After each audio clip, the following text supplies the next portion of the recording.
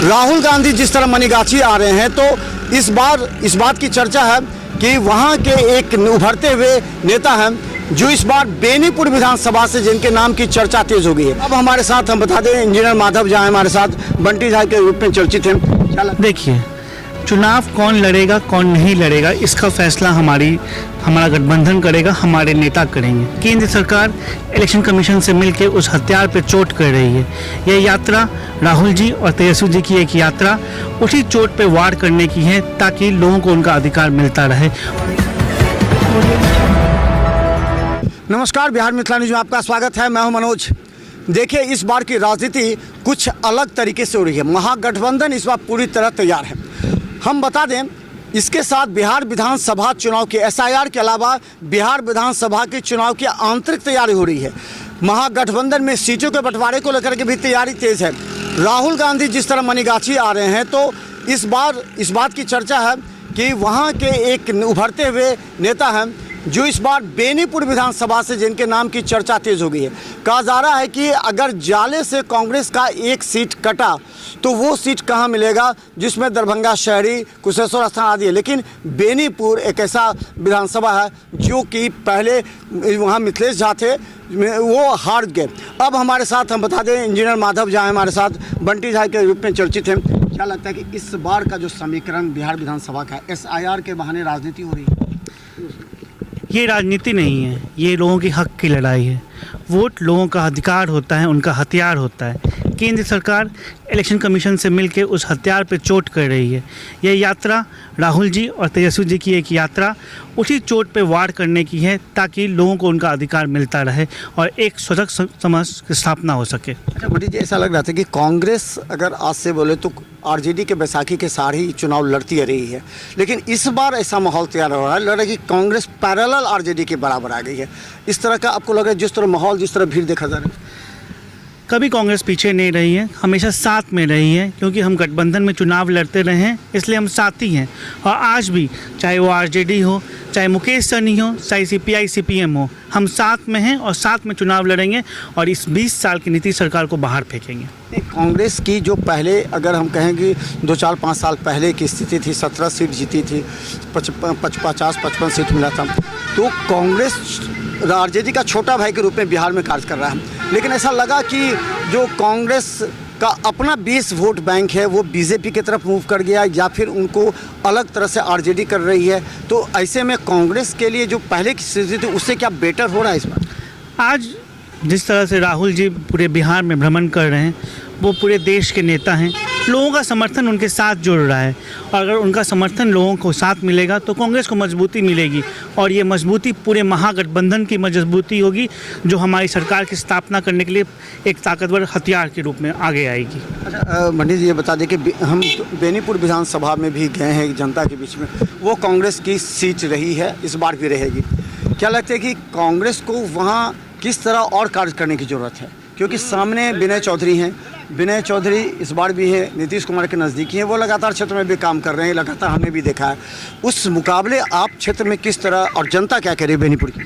देखिए, चुनाव कौन लड़ेगा कौन नहीं लड़ेगा इसका फैसला हमारा गठबंधन करेगा, हमारे नेता करेंगे।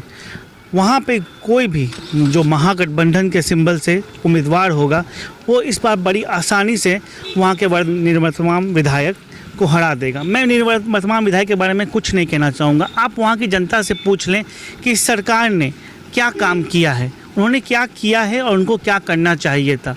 आपने कहा कि वो प्रयास कर रहे हैं, प्रयास तो हर आदमी करता है चुनाव जीतने के लिए, चुनाव लड़ने के लिए। वो अपना प्रयास कर रहे हैं, हम अपना प्रयास। मैंने भी बेनीपुर मैं भी पिछले कई दिनों से, कई महीनों से बेनीपुर घूम रहा हूँ, वहाँ के लोगों से मिला हूँ, उनकी समस्याओं को जाना हूँ, समझा हूँ और मुझे यकीन है कि इस बार बेनीपुर की जनता महागठबंधन का साथ देगी। क्या क्या समस्या लोगों ने कहा होगा अगर आपने? देखिए, वहाँ पे एक हॉस्पिटल है, वहाँ पे बहुत तरीके की दिक्कतें हैं। टावर है वहाँ पे कितना बेसिक दिक्कत है। वहाँ स्वच्छ जाम भी है, टावर पे जाम है, स्वच्छता अतिक्रमण है वहाँ। नन्हे एकदम नगण्य है, शौचालय महकता दिखता है। आपने शिक्षा के क्षेत्र में क्या किया?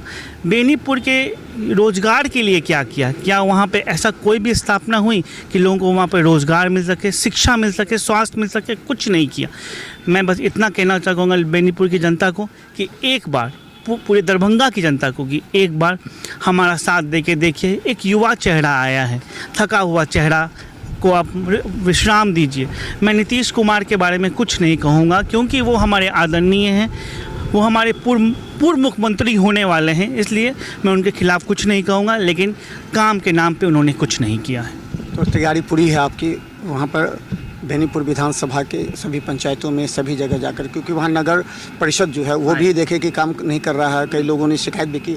कई जगह विधायक ने हमें बताया था कि हमने पीएससी को एसएससी में कन्वर्ट किया, अनुमंडल अस्पताल हमने बनवाया, वहाँ पर जो है सो पिच बनवा रहे हैं, जो स्टेडियम है उसको विकसित किया जा रहा है। तो सड़कें कई बनवाए हैं। नल जल योजना को लेकर उन्होंने कहा कि ये कमी रही है। ये बात देखिए, आप वो कहते हैं कि उन्होंने रोड बनवाया।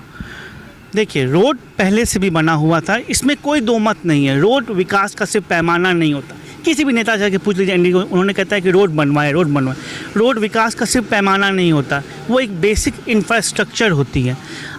एक भी स्कूल उन्होंने बनवाया। वो कहते हैं कि उन्होंने अनुमंडल की स्थापना। कल भी मैं देख रहा था कि एनडीए की एक बैठक थी, जीवेश मिश्रा जी वहाँ गए थे। लोगों ने उनसे कई तरह का मांग की। उन्होंने कहा कि इस बार एनडीए को वोट दीजिए, ये सारा डिमांड पूरा हो जाएगा। कल्पना में बात नहीं की जाती। 20 साल से आपकी सरकार है, आपने किया है? आप 20 साल के बाद 5 साल और मांग रहे हैं। लोग मूर्ख नहीं हैं, लोग जानते हैं कि कौन काम कर सकता है और कौन से बातें बना सकता है। 20 साल के बाद लोग सरकारों को समय नहीं विदा कर देते। अच्छा माधव जी, एक और बात है कि वहाँ कमल सेठ राष्ट्रीय जनता दल के में आ गए, उन्होंने एलजेपी छोड़ के आया। उनकी इच्छा थी कि टिकट मिले, लेकिन बीजेपी ये कांग्रेस को सीट मिलने पर थोड़ा सा नाराज है। कई बार महागठबंधन के बैठक में वो शामिल भी नहीं हुए और वो अभी तक दौड़ लगा रहे हैं पटना। क्या लगता है कि इसका असर पड़ेगा चुनाव पर, अगर कमल सेठ भी अगर नाराज चले गए? आपने कहा कि कांग्रेस को ये सीट मिल गई है। पहली बात, इसकी स्पष्टता किसी को अभी नहीं है। अभी ये सब बातें चल रही हैं क्योंकि ना हमारी स्क्रीनिंग कमेटी बैठक हुई है, ना सीईसी की हुई है। कमल सेठ आरजेडी के नेता हैं, उस विषय में वो मेरे भी नेता हुए। वो महागठबंधन के एक बड़े छतरी के नीचे आते हैं और मुझे पूरा यकीन है कि इस छतरी के नीचे जो भी आदमी आता है आज के डेट में, चाहे वो आदरणीय कमल सेठ जी हों, चाहे मैं हूँ, चाहे कोई भी हो, जब एक व्यक्ति को टिकट मिलेगा तो सब मजबूती से इस एनडीए के उम्मीदवार को हराने का काम करें। क्या लगता है कि आपको जो अभी की जो परिस्थिति है, कांग्रेस को अपना दबाव डालना चाहिए? क्योंकि जाले विधानसभा कांग्रेस की थी, उस्मानी वहाँ से लड़े थे, लेकिन इस बार वहाँ पर कहा जा रहा है कि ऋषि मिश्रा आ जाएंगे, तो वो सीट ट्रांसफ़र हो जाएगी दरभंगा शहरी की तरफ, या फिर कुशेश्वर स्थान जो कि अशोक कुमार छोड़ करके चले गए वो जदयू में।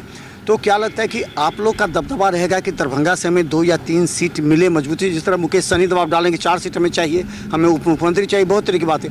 तो कांग्रेस अपना दबाव इस रैली और इस महारैली के मार्फत से दे सकती है? ये दबाव नहीं है, ये सहयोग है।